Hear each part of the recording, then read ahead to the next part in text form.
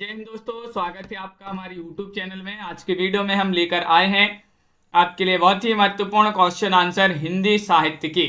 तो चलिए स्टार्ट करते हैं आज की क्लास को। सभी लोग वीडियो को लाइक शेयर अवश्य कर लेंगे और जो चैनल पर पहली बार आए तो वह चैनल को सब्सक्राइब कर लें और ज़्यादा से ज़्यादा वीडियो को शेयर करें।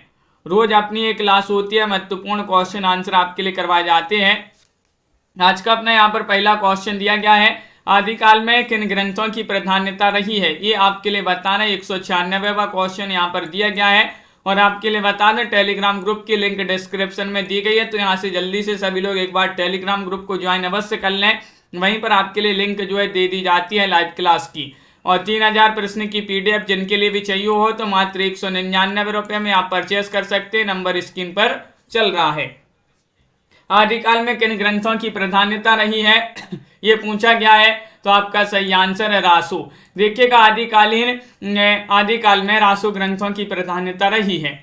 इन्हीं रासु ग्रंथों के आधार पर शुक्ल जी ने इस काल का नाम आदिकाल रखा है। इस काल के प्रसिद्ध रासु ग्रंथों की बात करें तो पृथ्वीराज रासु है, खुमाण रासु है, बीसलदेव रासु है, परमाल रासु है। महत्वपूर्ण प्रसिद्ध रासु ग्रंथ माने जाते हैं।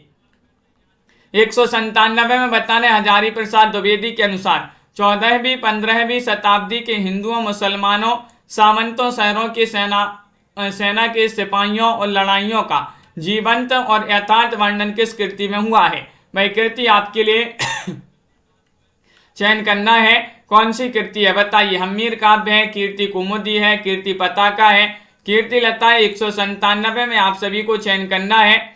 तो कीर्ति लता विकल्प नंबर डी वाला जो है वह आप सभी का यहाँ पर सही आंसर होगा। डी वाला विकल्प आपका सही आंसर है। अगला क्वेश्चन यहाँ पर देखिएगा, बीसलदेव रासों में किस शैली का प्रयोग किया गया है बताइएगा। श्रृंगारिक, आख्यान, गेय या फिर प्रबंध। 198 में चयन करना है, क्या होगा सही आंसर। रूबी जी, राहुल जी, तन्मय जी, अनिल जी।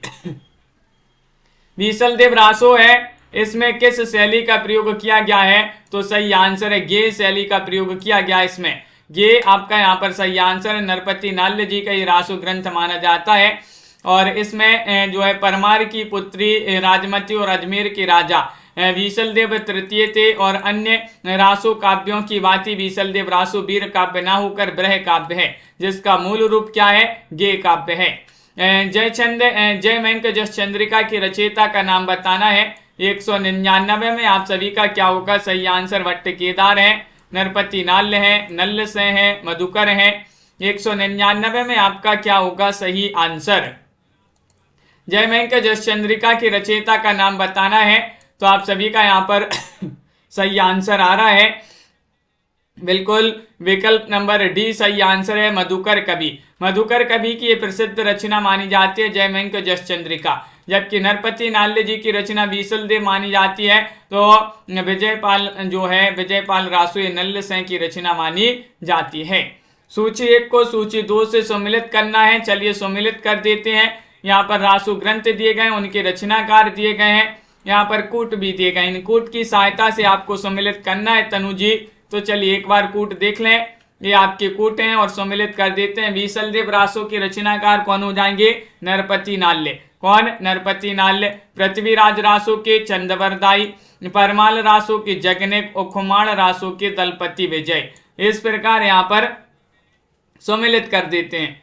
तो आपका कूट में विकल्प नंबर जो सही आंसर है वह बी वाला आप सभी का यहाँ पर सही आंसर होगा। विकल्प नंबर 2 आपका यहाँ पर सही आंसर है। अगला क्वेश्चन यहाँ पर देखिएगा। क्वेश्चन नंबर आप सभी से यहाँ पर अगला क्या पूछा गया है, यहाँ पर दिया गया है क्वेश्चन नंबर 201। यहाँ पर दिया गया, भविष्यत कहा कि रचनाकार कौन है। पुष्पदंत है, स्वयंभू है, धनपाल है, सरैपा है। 201 का सही आंसर चयन कीजिएगा। भविष्यत कहा कि रचनाकार कौन माने जाते हैं, राजीव जी। और आप सभी का सही आंसर होगा यहाँ पर ये धनपाल की रचना मानी जाती है। विकल्प नंबर सी वाला यहाँ पर सही आंसर है। सी वाला विकल्प जिन्होंने भी चयन किया है उनका यहाँ पर सही आंसर है। भविष्यत का हिंदी साहित्य के आदिकाल के अपभ्रंश भाषा के कवि धनपाल की रचना है। पयुम चरियो, रिट्ठनेमी चरियो और स्वयंभू छंद। अपभ्रंश भाषा के कवि स्वयंभू की 3 महत्वपूर्ण रचनाएं पूछी जाती हैं। और महाप्राण तो सभी के लिए पता है, पुष्पदंत की रचना है। दुआ को सरैपा की रचना है। और यहाँ पर 202 में बताना है विद्यापति ने कुल कितने ग्रंथों की रचना की है, ये आप सभी के लिए चयन करना है। 202 में क्या होगा सही आंसर। कल भी अपन ने इस क्वेश्चन को पढ़ा था, नीता जी, प्रिया जी, कि जो विद्यापति हैं इनको मैथिल कोकिल के नाम से जाना जाता है। तिरहुत के राजा शासक थे, कौन, शिवसेन के आश्रय में रहते थे और इन्होंने जो है 16 ग्रंथों की रचना की है। विकल्प नंबर सी सही आंसर होगा।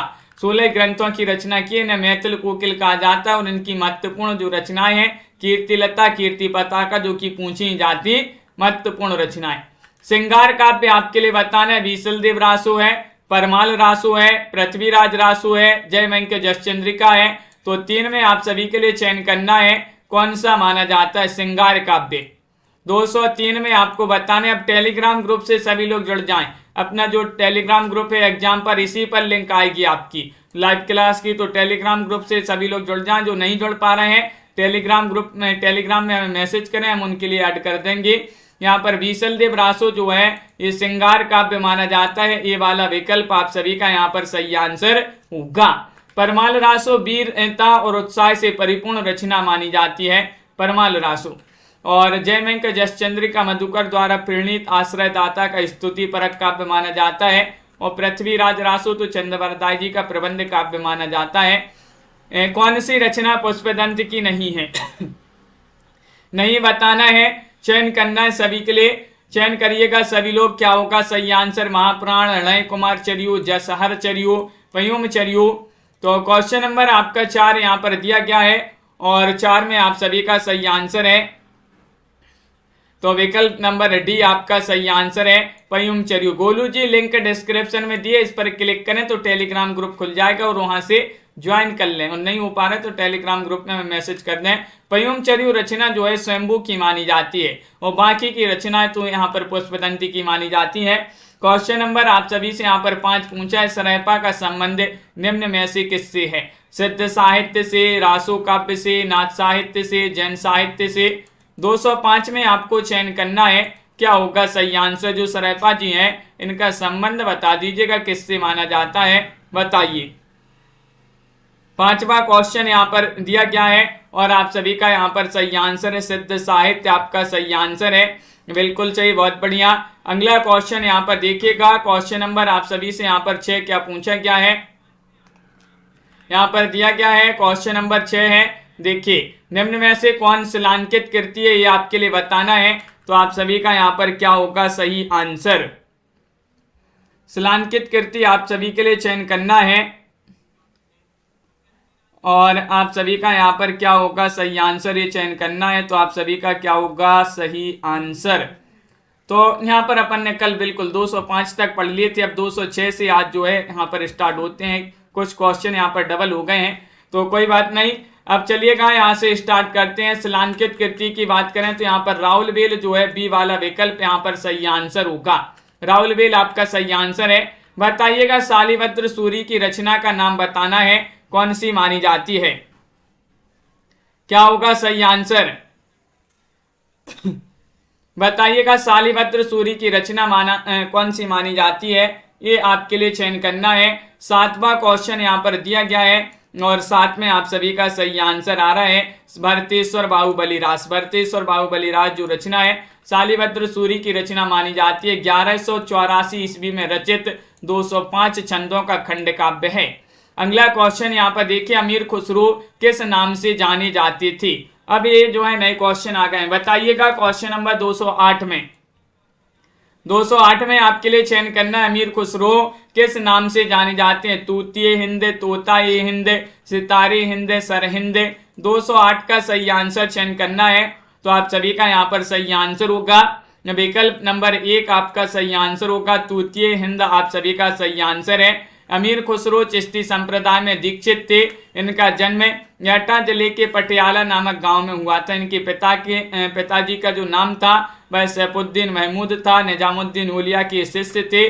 तूतिए हिंद हिंदुस्तान की तूती से के नाम से ये जो है जाने जाते हैं। यहाँ पर ये और भी दोनों आपके यहाँ पर सही होंगे। तो तूतीय हिंद भी दिया रहता है और तोता ये हिंद भी आपका जो है दिया रहता है। और अगला क्वेश्चन यहाँ पर देखिएगा क्या पूछा गया है। क्वेश्चन नंबर आप सभी से यहाँ पर पूछा गया है, उपदेश रसायन रास के रचयिता कौन माने जाते हैं, बताइए। उपदेश रसायन रास के रचयिता कौन माने जाते हैं, ये चयन करना है। जिनदत्त सूरी ने, जिनधर्म सूरी ने, शालिभद्र सूरी ने या धनपाल ने। 209 में आपको चयन करना है और 209 में आप सभी का सही आंसर आ रहा है। उपदेश रसायन रास के रचयिता कौन माने जाते हैं, तो जिनदत्त सूरी माने जाते हैं। कौन माने जाते हैं, जिनदत्त सूरी आप सभी का यहाँ पर सही आंसर होगा। 12वीं शताब्दी में रचित 810 पद्यों का नृत्य गीत काव्य माना जाता है, जबकि भविष्यत का तो सभी के लिए पता है धनपाल की रचना है। स्थूलीभद्र रास जिनधर्म सूरी और भारतेश्वर बाहुबली रास शालिभद्र सूरी की रचना है। क्वेश्चन आपका यहाँ पर 10 पूछा गया है कि निम्न में से किस कवि को अपभ्रंश का वाल्मीकि कहा जाता है, बताइएगा। 10 का सही आंसर चयन करना है, बताइए, चयन कीजिएगा, राखिए। क्वेश्चन नंबर 10 में किस कवि को अपभ्रंश का वाल्मीकि कहा जाता है, और आप सभी का यहाँ पर सही आंसर आ रहा है।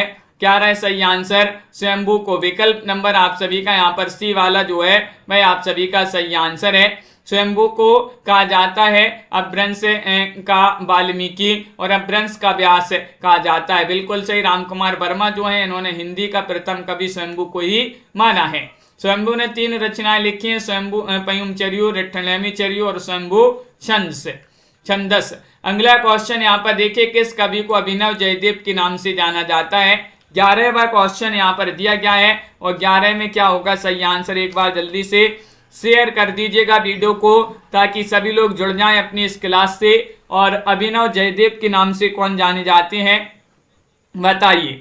देखिएगा आपका सही आंसर क्या होगा, कवि शेखर, कवि कंठ हार, नव कवि शेखर, खेलन कवि, मैथिल कोकिल, ये जो है बहुत सारे नामों से इनको जाना जाता है। किनको, विद्यापति को। विकल्प नंबर आपका ए वाला यहाँ पर सही आंसर होगा। विद्यापति जिन्होंने भी चयन किया है उनका यहाँ पर सही आंसर है। अगला क्वेश्चन यहाँ पर देखिएगा, क्वेश्चन नंबर यहाँ पर 12 दिया गया है, कौन सी रचना व्याकरण ग्रंथ है। व्याकरण ग्रंथ 12 में आप सभी को चयन करना है और 12 में आप सभी का लवली ठाकुर जी, पायल रानी जी सही आंसर होगा। उक्ति व्यक्ति प्रकरण व्याकरण ग्रंथ पूछा है, 12वीं शताब्दी में रचित एक ग्रंथ है और दामोदर शर्मा जो है उन्हीं के द्वारा रचित एक ग्रंथ माना जाता है। और हजारी प्रसाद द्विवेदी के अनुसार इस ग्रंथ में वाराणसी के आसपास का वर्णन किया गया है। किसमें, उक्ति व्यक्ति प्रकरण में। प्रबंध चिंतामणि के रचयिता कौन माने जाते हैं, बताइएगा। चयन करना है, महत्वपूर्ण क्वेश्चन यहाँ पर दिए गए हैं। दामोदर पंडित हैं, कवि आसुगु हैं, रोडा कवि हैं, मेरुतुंग हैं।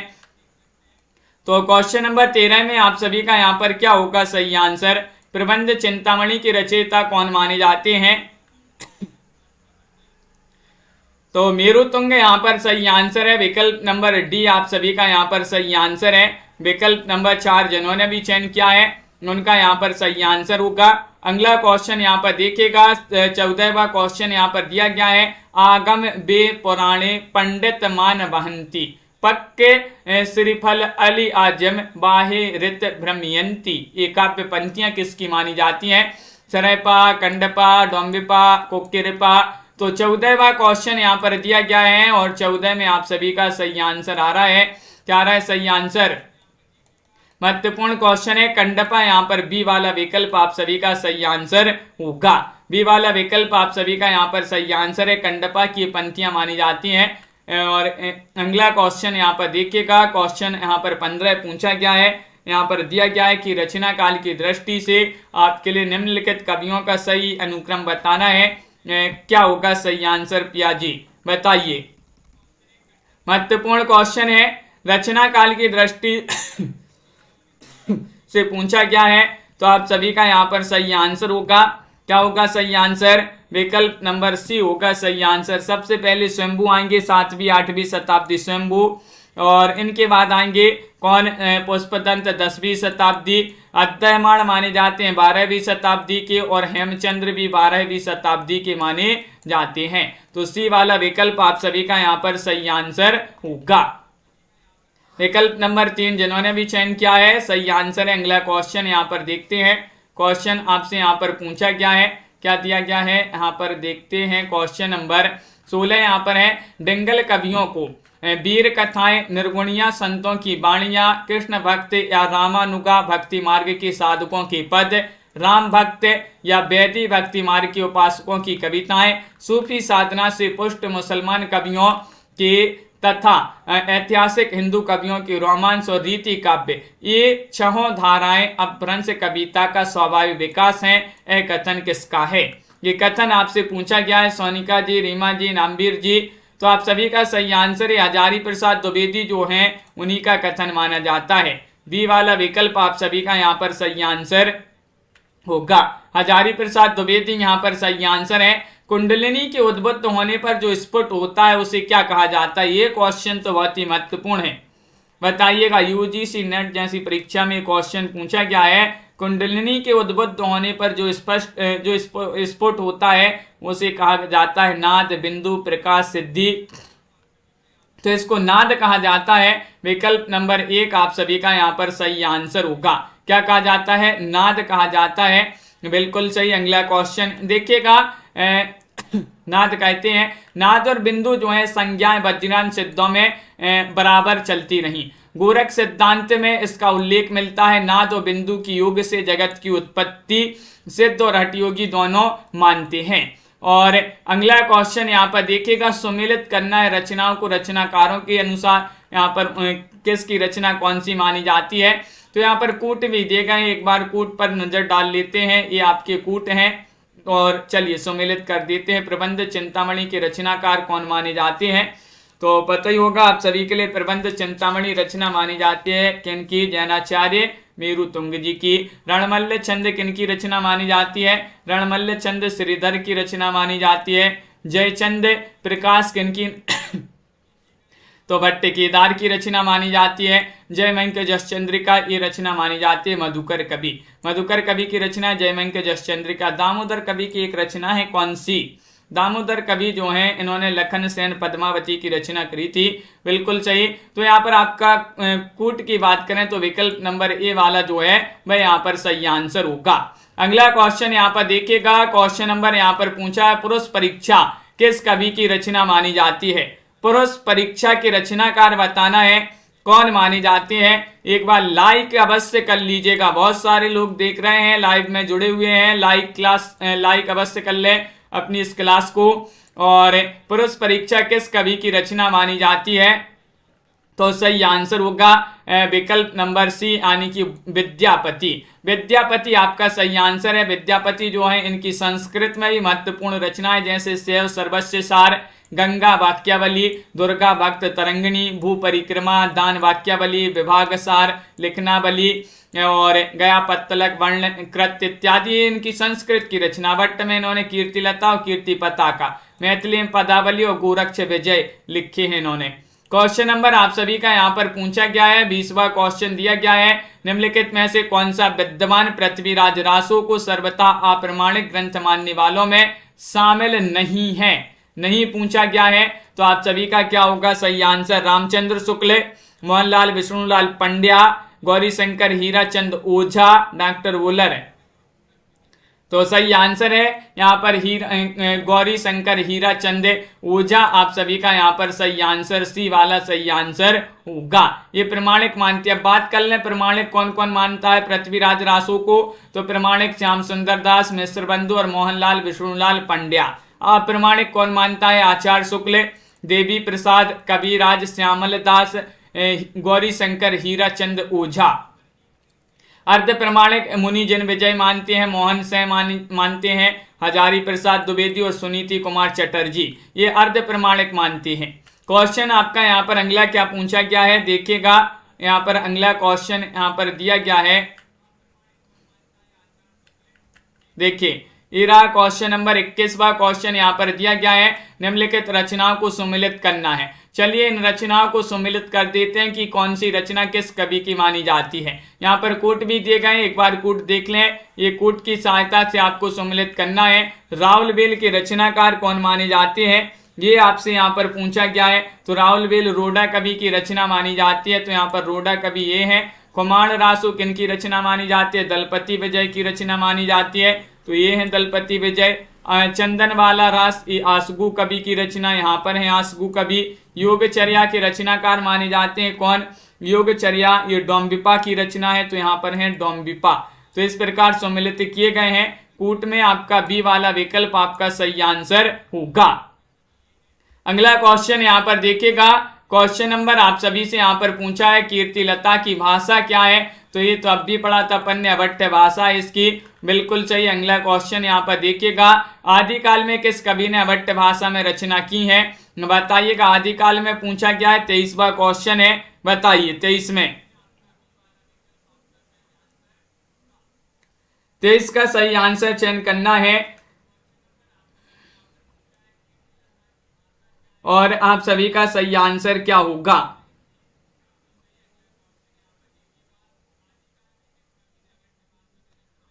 तो अनिल जी 20 में ये पूछा गया था कि पृथ्वीराज रासो को अप्रमाणिक ग्रंथ कौन नहीं मानता?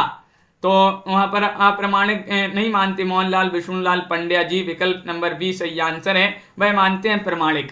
तो यहाँ पर आदिकाल में किस कवि ने अभट्ट भाषा में रचना की है? तो अब्दुल रहमान आपका सही आंसर होगा, बी वाला विकल्प। बी जिन्होंने भी चयन किया है उनका यहाँ पर सही आंसर होगा। अगला क्वेश्चन यहाँ पर देखिएगा, क्वेश्चन नंबर आप सभी से पूछा है, 24वां क्वेश्चन है कि आदिकाल को अन्य नाम से भी जाना जाता है, वह कौन सा नाम है? वीरगाथा काल है, आधुनिक काल है, छायावादी काल है या फिर प्रगतिवादी काल है? 24 में सही आंसर चयन करना है। आदिकाल को एक और नाम से जाना जाता है, वह नाम आप सभी के लिए चयन करना है, अंजलि जी, अर्चना जी। तो आप सभी का सही आंसर है वीरगाथा काल, विकल्प नंबर 1 आप सभी का यहाँ पर सही आंसर होगा। आदिकाल को वीरगाथा काल के नाम से भी जाना जाता है। और भी विद्वान है जिन्होंने आदिकाल को अनेक नामकरण दिए, जैसे चारण काल का है ग्रियसन जी ने, आदिकाल को आदिकाल हजारी प्रसाद द्विवेदी ने, वीरगाथा काल रामचंद्र शुक्ल ने, तो वही मिश्र बंधुओं ने आरंभिक काल कहा है। और जो राहुल सांकृत्य है इन्होंने सिद्ध सामंत काल कहा है, तो बीज वपन काल महावीर प्रसाद द्विवेदी ने कहा है। और संधि और चारण काल रामकुमार वर्मा ने कहा है। निम्नलिखित कवियों का सही कालक्रम बताइएगा, कौन सा कालक्रम सही है बताइए। यहाँ पर महत्वपूर्ण यहाँ पर जो है कवि दिए गए हैं और इनका सही क्रम बताना है, कौन सा आपका सही आंसर होगा। 25वां क्वेश्चन यहाँ पर दिया गया है, 25 में आपका सी सही आंसर है। सबसे पहले तो आ जाएंगे कौन?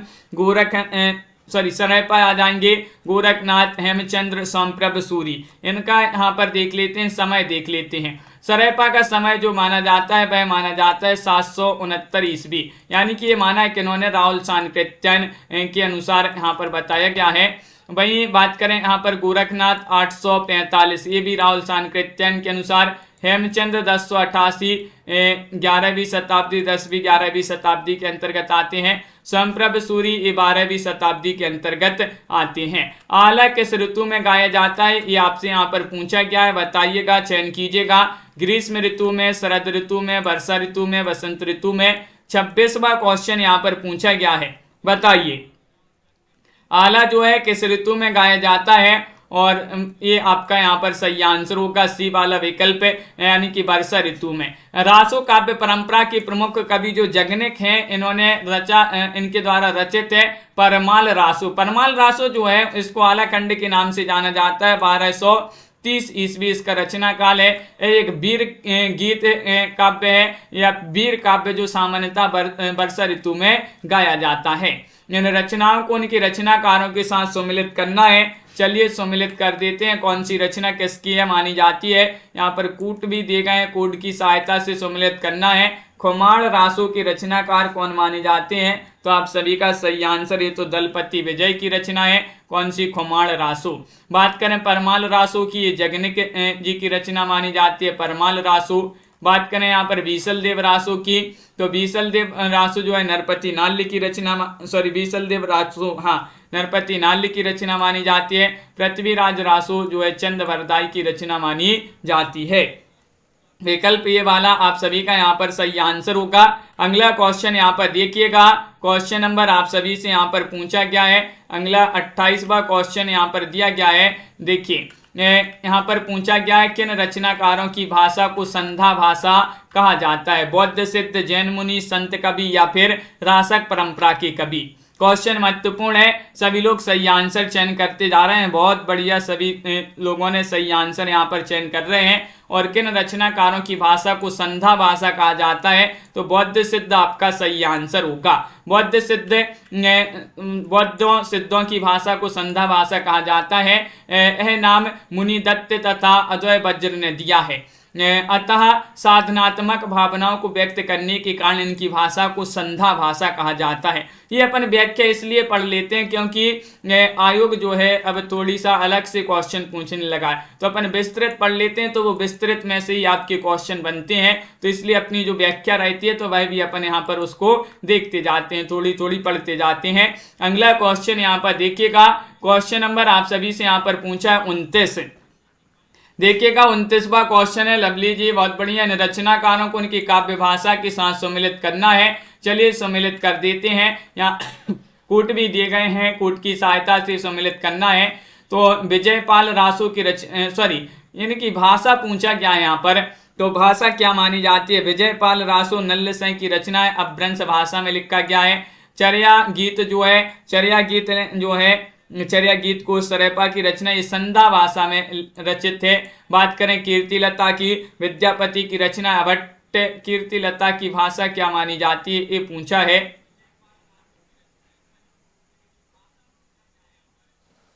कीर्तिलता की भाषा तो अभट्ट मानी जाती है। और खुसरो की पहेलियां जो है ये हिंदी में मानी जाती हैं। कीर्तिलता की भाषा अभट्ट मानी जाती है। अगला क्वेश्चन यहाँ पर देखिएगा, क्या पूछा गया यहाँ पर देखिए। एक यहाँ पर कूट में आपका जो है इनमें से कोई नहीं होगा सही आंसर।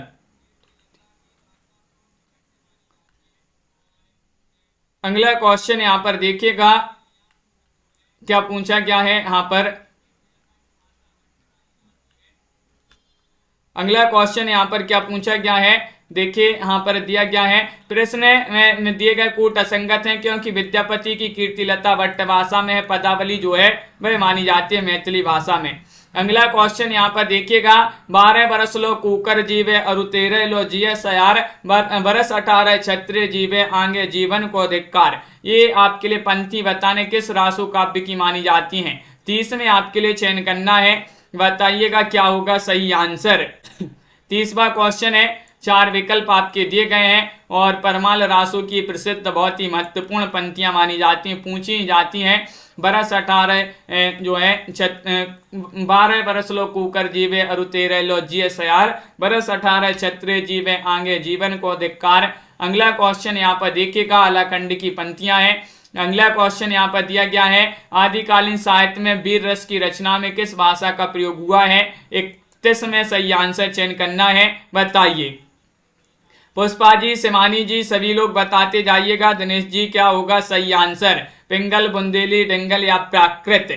सभी लोग बताइए, लाइक भी करते जाइए। आदिकालीन साहित्य में वीर रस की रचना में किस भाषा का प्रयोग हुआ है? डिंगल आप सभी का यहाँ पर सही आंसर होगा।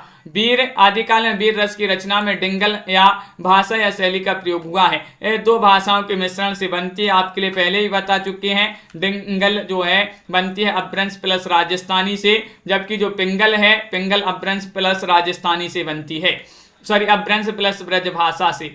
कौन सी? पिंगल, और अपभ्रंश प्लस राजस्थानी से डिंगल। शब्दानुशासन के लेखक बताना है, कौन माने जाते हैं? क्वेश्चन नंबर आप सभी का यहाँ पर पूछा गया 32। रामचंद्र शुक्ल हैं, हेमचंद्र हैं, सरयपाद हैं, शंभू हैं, कौन माने जाते हैं? सभी लोग चयन करिएगा। 32वां क्वेश्चन यहाँ पर दिया गया है और हेमचंद्र जिन्होंने भी विकल्प नंबर बी चयन किया है उनका सही आंसर है। व्याकरण ग्रंथ माना जाता है, इसमें संस्कृत, प्राकृत और अपभ्रंश तीनों का समावेश इसमें किया गया है। खालिक बारी किसकी रचना मानी जाती है? खालिक खलक की है, रहीम जी की, अमीर खुसरो, अकबर। 33 में आप सभी का यहाँ पर सही आंसर क्या होगा? खालिक बारी बताना है किनकी रचना मानी जाती है? आशा जी, कल्पना जी, अमीर खुसरो यहाँ पर सही आंसर होगा विकल्प नंबर सी। खालिक वारी जो है कोश ग्रंथ, दो सुकने, हालात कन्हैया, नजरान ये हिंदी, पहेलियां, मुकरियां, गजल आदि जो हैं अमीर खुसरो की रचनाएं मानी जाती हैं। अब अमीर खुसरो से 3 क्वेश्चन तो बहुत ही महत्वपूर्ण पूछे जाते हैं। अमीर खुसरो का वास्तविक नाम क्या है? अबुल हसन। अमीर खुसरो के गुरु कौन थे? निजामुद्दीन औलिया।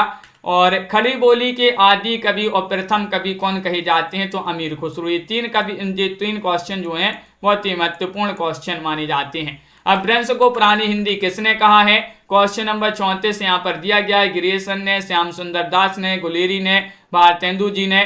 तो बताइएगा अपभ्रंश को पुरानी हिंदी क्या होगा सही आंसर? सभी लोग सही आंसर चयन करेंगे और सभी लोग बता रहे कि गुलेरी जी ने। किन्होंने? जो चंद्रधर शर्मा गुलेरी हैं, ये अपभ्रंश या उत्तर अपभ्रंश को पुरानी हिंदी सबसे पहले अगर कहा है तो वह कहा है चंद्रधर शर्मा गुलेरी जी ने। अगला क्वेश्चन यहाँ पर पूछा गया है, इनमें से कौन सा युग में संगत है? सही है बीसल देव रासो, नरपति नाल्य, खमाण रासो, जगनिक, विजयपाल रासो, चंद्रबरदाई, परमाल रासो, दलपति विजय।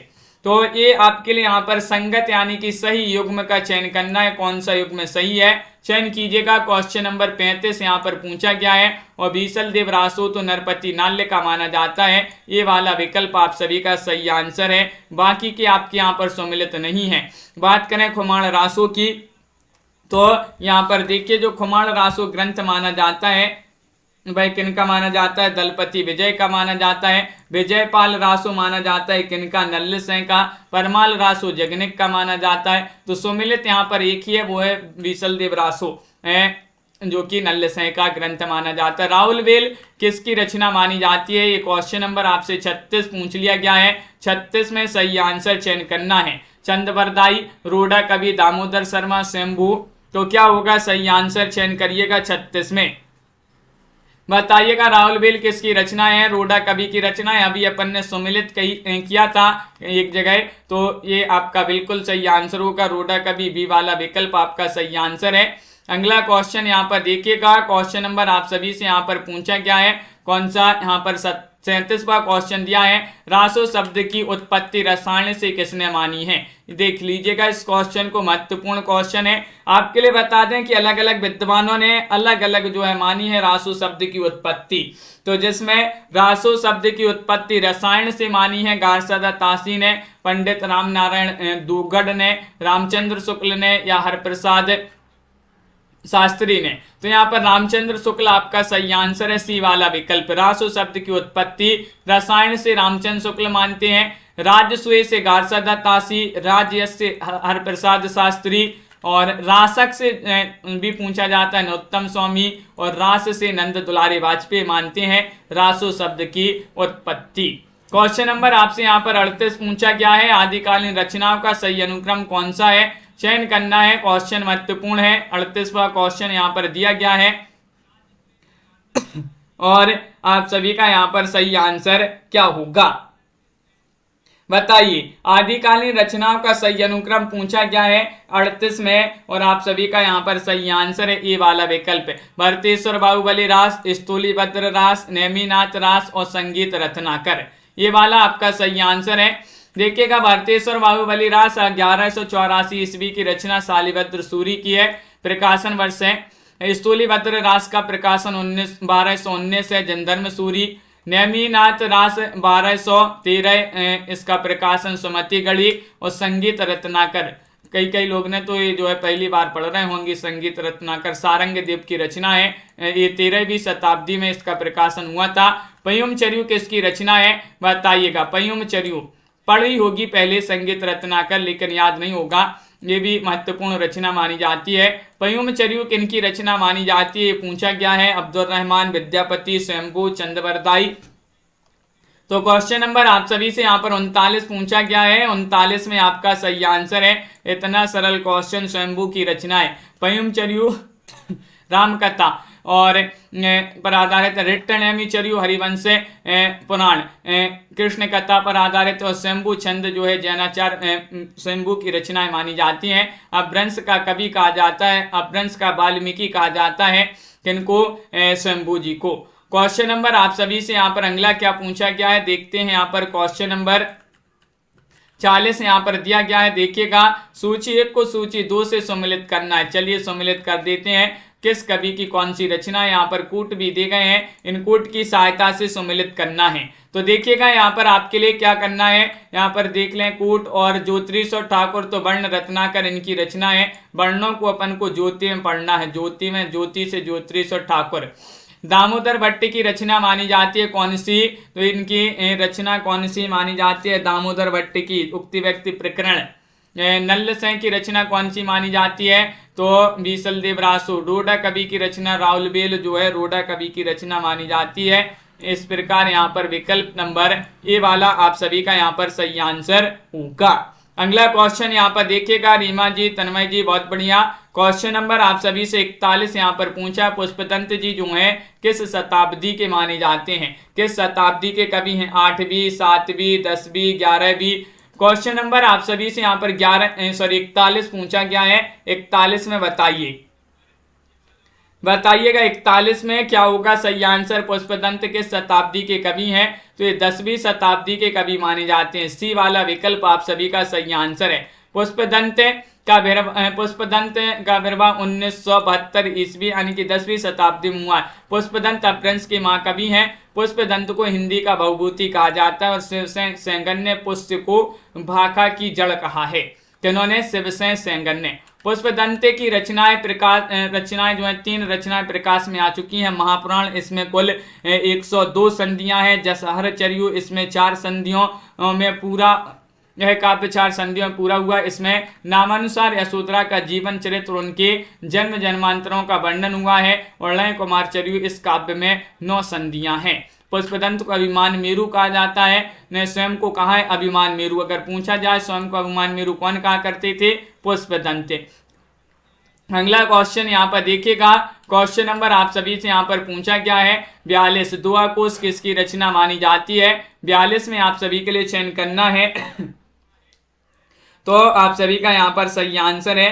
दुआकोश उन्हीं की रचना मानी जाती है जो 8वीं शताब्दी के माने जाते हैं। कौन, सरैपा। विकल्प नंबर आपका बी वाला विकल्प यहाँ पर सही आंसर है। सरैपा यहाँ पर सही आंसर होगा।